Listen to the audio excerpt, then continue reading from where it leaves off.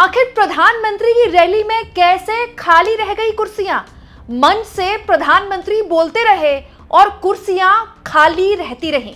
आखिर प्रधानमंत्री को सुनने के लिए पश्चिम बंगाल में भीड़ क्यों नहीं आई?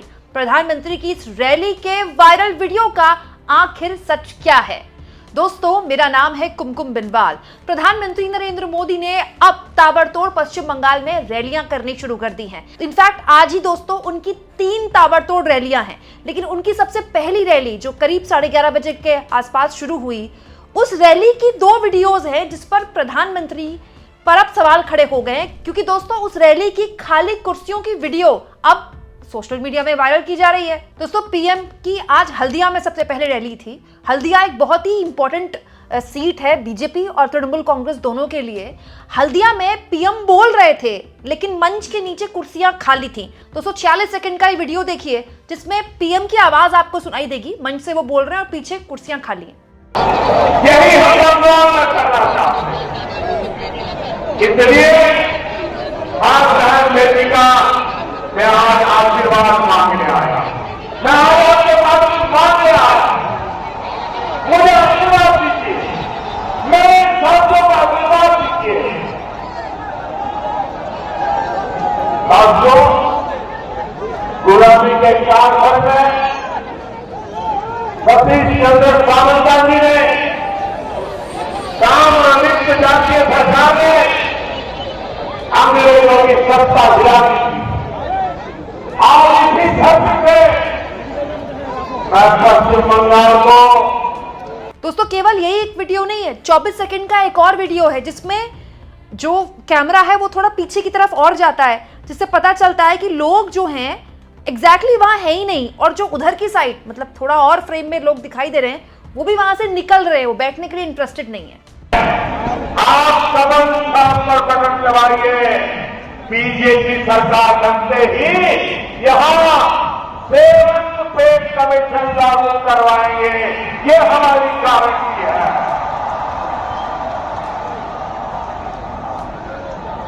साथियों, इन्हीं गारंटियों को ध्यान में रखते हुए दोस्तों मैं बता दूं आपको, ये दोनों वीडियोस टीएमसी द्वारा शेयर की गई हैं, ये दावा करते हुए कि हल्दिया में प्रधानमंत्री बोल रहे थे और लोग कुर्सियां छोड़ कर जा रहे थे, उनको सुनने के लिए भी लोग तैयार नहीं थे।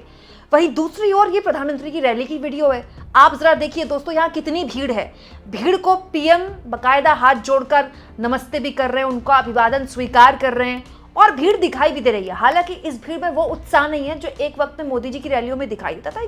भीड़ में मतलब कोई कुर्सी में बैठने को तैयार नहीं होता था, लोग छतों पर चढ़ जाते थे, पेड़ों पर चढ़ जाते थे, वो वाला माहौल नहीं था, लेकिन भीड़ थी। कम से कम इसमें भीड़ दिखाई दे रही है। अब दोस्तों एक तरफ पीएम की ये वीडियो, दूसरी ओर यहाँ पर ये वाली वीडियो, इसमें तो कुर्सियां खाली दिखाई दे रही हैं। इन दोनों वीडियोस का सच क्या है? देखिए दोस्तों, पार्टियों का काम एक दूसरे को लगातार आरोप प्रत्यारोप करना, उनको घेरना ही होता है। ये जो वीडियो आप देख रहे हैं ना, ये एक्चुअली में पीछे की वीडियो लग रही है। कोई भी रैली में दोस्तों जो पीछे की कुर्सियां होती है ना, वो मोस्टली खाली होती हैं। एक, क्योंकि कई बार मैदान बहुत बड़ा होता है तो सारी कुर्सियां भरनी पॉसिबल नहीं होती। 2, जब नेता आते हैं मंच में तो लोग एक्साइटमेंट से कुर्सियां छोड़कर आगे की तरफ चले जाते हैं।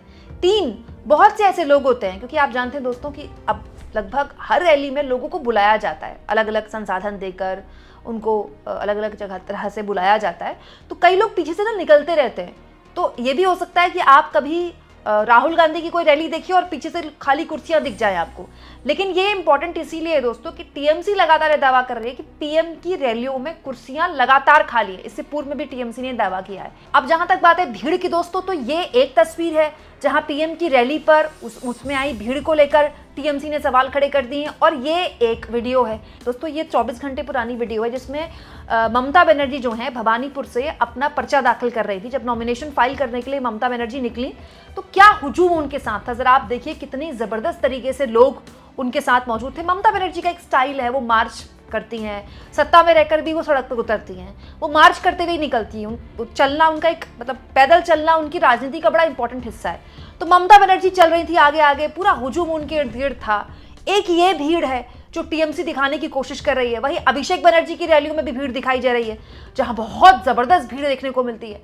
वहीं अब टीएमसी ये दिखा रही है कि देखिए पीएम की रैलियों में जो है वो आगे आगे भीड़ होती है, पीछे तो कुर्सियां खाली रहती है। हालांकि मैं बता दूं दोस्तों, भीड़ किसी भी तरह से अब हमारे देश में राजनीतिक पैमाना नहीं है किसी नेता की पॉपुलैरिटी का, क्योंकि दोस्तों भीड़ तो आप सबको सुनने के लिए आती है, लेकिन भीड़ आना या ना आना इस बात की गारंटी नहीं है कि कोई शख्स या कोई पार्टी चुनाव जीत सकती है या हार सकती है। हाँ, लेकिन यह है कि टीएमसी की ये वीडियो शेयर करना इस बात को तो प्रमाणित करता है कि पीएम की रैलियों पर टीएमसी भी बड़ी गहरी नजर रखे हुए है कि किस किस रैली से कौन कौन सी फोटोज शेयर करनी है, वीडियोस शेयर करनी है।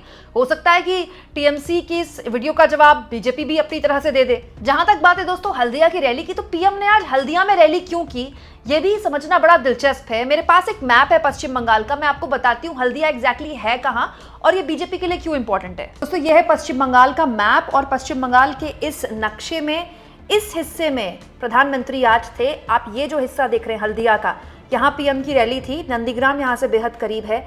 ईस्ट मिदनापुर का ये इलाका आता है और ये जो आप कह सकते हैं हल्दिया जहाँ पीएम की रैली थी, ये गंगा सागर के पास स्थित है और इसकी जो दूरी है दोस्तों कोलकाता से बहुत दूर नहीं है। आप देखिए ये हल्दिया है और ये राजधानी कोलकाता है, मतलब करीब करीब 120 से 150 किलोमीटर की दूरी है। दोस्तों मैं हल्दिया सीट के बारे में बता दूं, 2021 के विधानसभा चुनाव से पहले ये सीट टीएमसी के पास थी। उसके बाद टीएमसी का दामन छोड़कर जो नेता थे टीएमसी के बड़े लेवल पर बीजेपी में गए, उनमें से जो कैंडिडेट थे वो भी थे। 2020 में उन्होंने बीजेपी का दामन थामा और 2021 के विधानसभा चुनाव में ये सीट बीजेपी के पास चली गई। तो बेसिकली ये सीट में सिटिंग जो एमएलए हैं वो बीजेपी के हैं। दोस्तों बीजेपी का एक मजबूत गढ़ है, लेकिन टीएमसी का भी यहाँ पर संगठन है।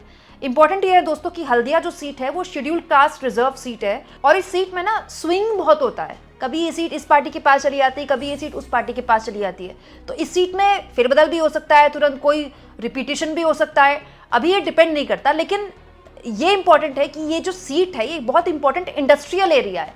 इसीलिए प्रधानमंत्री आज जब रैली में बोल रहे थे तो बार बार हल्दिया के इंडस्ट्रियल एस्पेक्ट पर बात कर रहे थे कि एक वक्त में हल्दिया की जो पहचान थी वो इंडस्ट्रियल आउटपुट की वजह से होती थी कि यहाँ इतना सारा चीज़ें बनती थी जो देश के अलग अलग हिस्सों में जाती थी, लेकिन अब हल्दिया में विकास नहीं हो रहा है। हल्दिया का जो इंडस्ट्रियल आउटपुट है वो काफ़ी गिर गया है, यहाँ से बड़े लेवल पर पलायन होना शुरू हो गया है, जबकि यहाँ पर लोग दूर दूर से काम करने के लिए आते थे।